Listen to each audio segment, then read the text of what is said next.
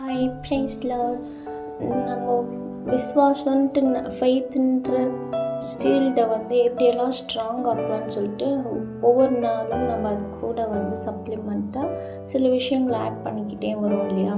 அதில் தைரியம்ன்ற, அதாவது good character, மாரல்ன்ற ஒரு விஷயத்தை ஆட் பண்ணோம். கொஞ்சம் நம்ம ஷீல்டை ஸ்ட்ராங் ஆக்கியிருக்கோம். ஆனால் விசுவாசமும் நல்ல குணங்களும் மட்டுமே பத்தாது. கிறிஸ்துவ இயேசுவை அறிகிறதான அந்த அறிவில் நம்ம வீணர் ஆகாமல் இருக்கிறதுக்கு கூடவே இன்னும் ஒன்று சேர்த்தா நல்லாயிருக்கும் அப்படின்னு சொல்லிட்டு இன்றைக்கி நம்ம ஞானம் ரொம்ப அவசியம்.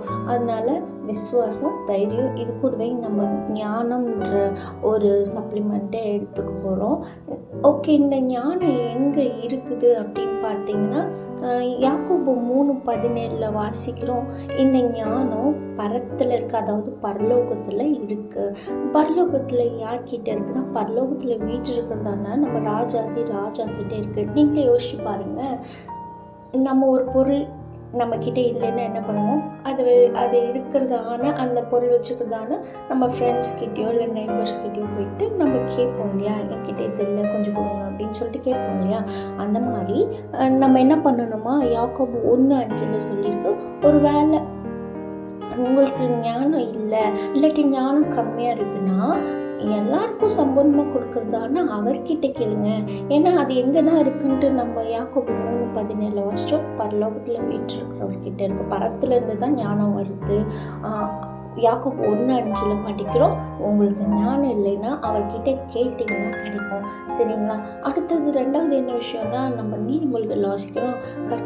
கர்த்தருக்கு, கடவுளுக்கு பயப்படுற பயம் உங்கள் உள்ளத்தில் இருந்தாலே போதும், உங்களுக்கு ஞானம் கிடைக்கும். இந்த 2 மட்டும் கிடையாது, நீங்கள் நல்லவங்களாக இருந்தாலே போதும் உங்களுக்கு ஞானம் கிடைக்கும். அது எப்படி நல்லவனாக இருந்தால் ஞானம் தானே கிடைக்கும் அப்படின்னு பார்த்தீங்கன்னா, நான் சும்மா சொல்ல, நீங்கள் பிரசங்கி 2:26 எடுத்து பார்த்தீங்கன்னா, நல்லவனாக இருக்கவனுக்கு ஞானம், அறிவு, இன்பம் எல்லாத்தையும் கொடுக்குறாரு அவர். சரிங்களா?